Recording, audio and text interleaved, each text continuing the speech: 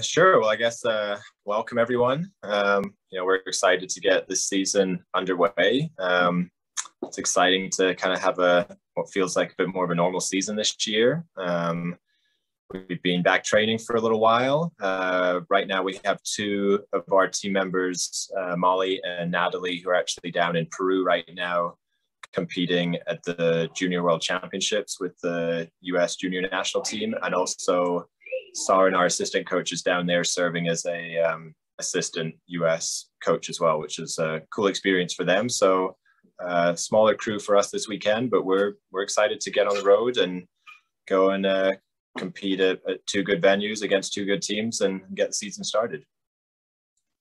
All right, fellas, if you want to start off by using the raised hand feature, we'll go to questions. And we'll start with Kevin Kinder. Hey, Coach, thanks for doing this. Hey, welcome. In starting to assemble, your roster, see what people have done, what is the summer like for the members of your team? I know there are some international and other competitions they can get to, but like on a daily, weekly basis, is a lot of it getting away, or are there things that, you have them doing in off-season program? It's really individual. Like you said, there's a couple internationals. They're typically back home. They might be doing some more training camps or some more international competitions, or really just whatever their country's kind of setup is. For the team members here in the US, it just depends. We had a couple that work all summer, doing some camps and stuff. We had a couple that were in Morgantown, and it's a variety of some of them that shot quite a lot, and then some of them that just took some time off and took that mental break and things like that too. So I don't really kind of give them a set plan that they have to follow, but I'll work with them individually of what they want out of the summer. We'll kind of talk of like how much rest do they need, how much of a break, or how much training do they want to have. Obviously there's, it's remote, there's a limit of how much I can really do, but it's more just guiding them on the plan of what they want to do. And then I think this summer was challenging because, it's Olympic year. So the Olympics takes up a big attention of kind of the national stuff. The US Nationals got canceled. There was a lot of places that still weren't really fully, up and running. So there was limited matches for all of them. So it was just really a case of how much rest they took, and then how much just individual, just training on their own they did, whether that was literally at home or whether that was at their local clubs, where they came from. And obviously the couple that were in Morgantown were able to do a little bit of training here at different times too. So pretty varied, to be honest. Jake, go ahead. Hey, Coach. Sorry, somebody else speaking? Sorry. No, you're good. Hey, Coach. Great to be able to speak with you. It's a great opportunity. The program has really had a lot of success. It's sorry, I got an alarm on my clock. My bad. My phone. It's has more championships than every other program by a lot. But it's been a few years since you won that. What's kind of went wrong there, and what do you think you need to do to get back to winning those sort of titles? Sure. Yeah. I mean, I think, we don't look at it necessarily as a what went wrong. I think we're a sport where we don't control the opposition. It's not like football or basketball where you're competing directly against them. You have an influence over the opposition and things like that. And so I think the long and the short of it is other teams have got better. In the last 4 years, we've had, 2 second places, a canceled championship, and last year. So before last year, really nothing had gone wrong. We got beat, in 2018, I think, by just a Kentucky team that shot a school record to beat us, and the highest score ever at a championship. There's not much you can do about that. And then we lost at home, which was just a tough loss at home. Again, we had a great team, a good season. That was hard. It was hard to shoot at home. It was hard for the athletes to shoot under that type of environment that they just never experienced before. The next year was canceled. And then this past year, I think we were just young. Not only were we young, other teams just got better. The Kentucky team that won the championship, this past year, they shot the highest score ever at a national championship, and they're two their two team members went on to, one's the Olympic champion now, and the other one won an Olympic silver medal. So, they had two just amazing shooters. They're back this year. They're comfortably the two best competitors in the country. So I don't think anything has gone wrong, other than Kentucky managed to get two kids that ended up there that are both Olympic medalists. So we just have to go as a group. One thing I kind of highlighted last year to people were, while they won with those two shooters, those two were their only two All-Americans on their whole team. And out of our roster of 10, we had 9 All-Americans. And so I think, how we're progressing and doing is, I can't really ask for much more. We've got great depth on the team, and we just need to keep progressing. And hopefully the team members that we have this year, we just need a couple of them to just continue to get better. It doesn't need to be by much, because a lot of them are international high quality athletes. They just need to keep working hard day to day, push a little bit more, hopefully make a few improvements. And we're going to have to rely on our depth to compete against teams that have that one or two kind of standout team members. Kevin, go ahead.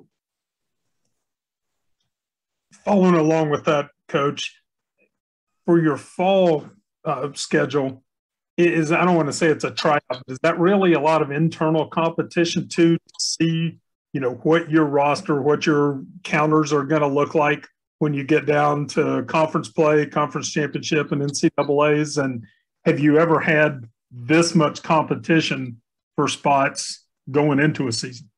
Yeah, to answer your first question, absolutely. We want to have as much competition in the team. I think going back, a couple years, maybe not last year, but certainly a few years before that, that was something that we hadn't had. We had really strong teams, but we didn't have the depth. We really had 4, 5, 6 team members, and we kind of knew what the counting team was going to be at NCAAs pretty easily.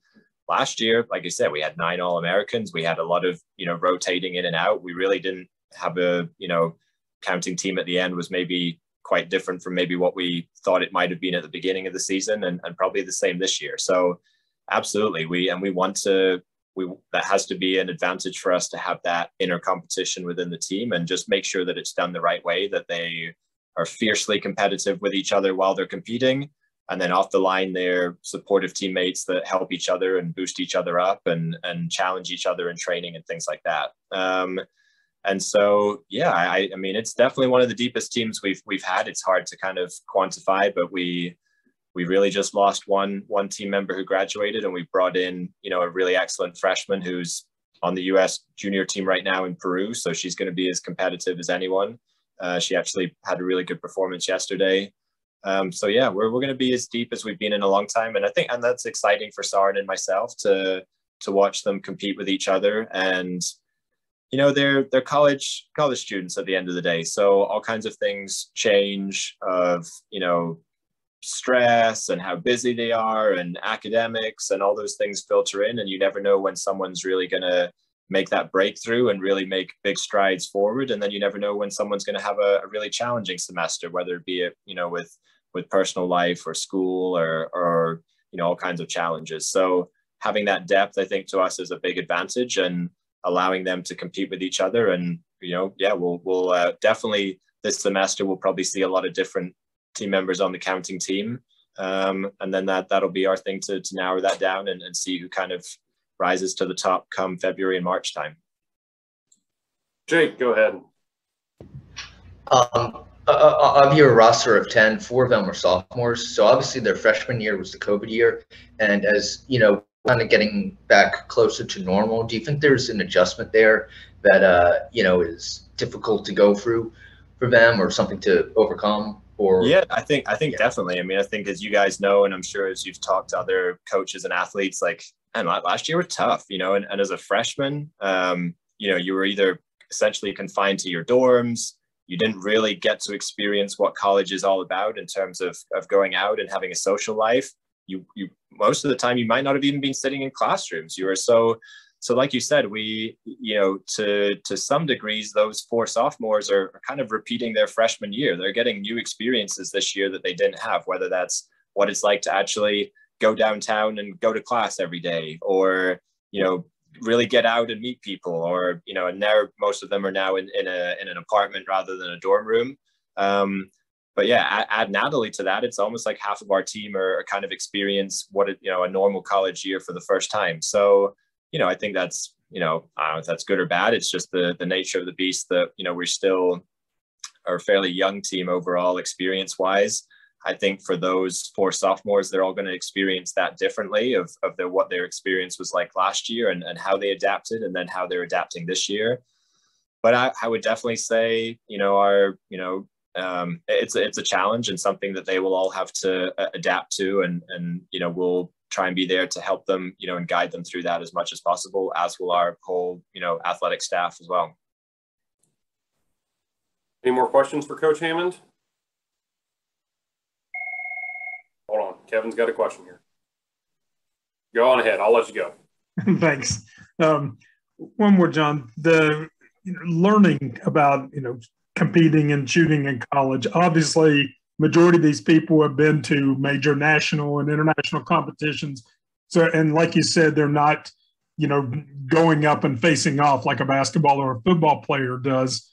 So from a coaching standpoint, what is the biggest challenge you have in getting youngsters, people that are new to the college environment, you know, used to these competitions? You know, there's a couple small logistical things of just the course of fire. In college, we shoot a small bore match, and then we turn around 30-40 minutes later and shoot an air rifle match. So I think that's a little bit different, but that's easily trained, and you kind of get used to that, both the mental endurance and physical endurance. Some of them all come in with different training, you know, habits and schedules. So some of them may not be used to training every day, maybe more like intense training for a week or two, then a rest, then kind of on and off. And then also they're trying to combine it with school. Oftentimes, not just our international kids, but our US kids, you know, they might train a lot in the summer or when school's quiet. And then when school's busy, they're busy with school. And then as a college athlete, you're really combining those two and having to do them both. So, I mean, just little things like that. And then I think I wouldn't say it's necessarily an adjustment to college, but just for us in general, you know, it's really hard to just replicate competition, just the feelings. And for us too, like to replicate the extra feelings of whether it's just, you know, stress or excitement or nervousness or whatever from NCAA championships. You know, our record throughout the year doesn't really influence whether we go to NCAAs or not. And so there's not the same maybe intensity for those matches. So as a coaching staff, like trying to find ways in training to increase the excitement or the nerves or the perceived pressure, as it were, and that's a challenge, you know, and so hopefully them competing with each other can try and create that. But I think, as a lot of athletes will say, like same as football players, nothing can replicate running out in front of 60,000 fans. Like they don't get that in practice. So the same in basketball, and it's the same for us. So we have to be creative with training drills and training exercises and things like that to push them and challenge them to really create that. And we're never going to replicate it, but we can just try and close the gap as much as possible.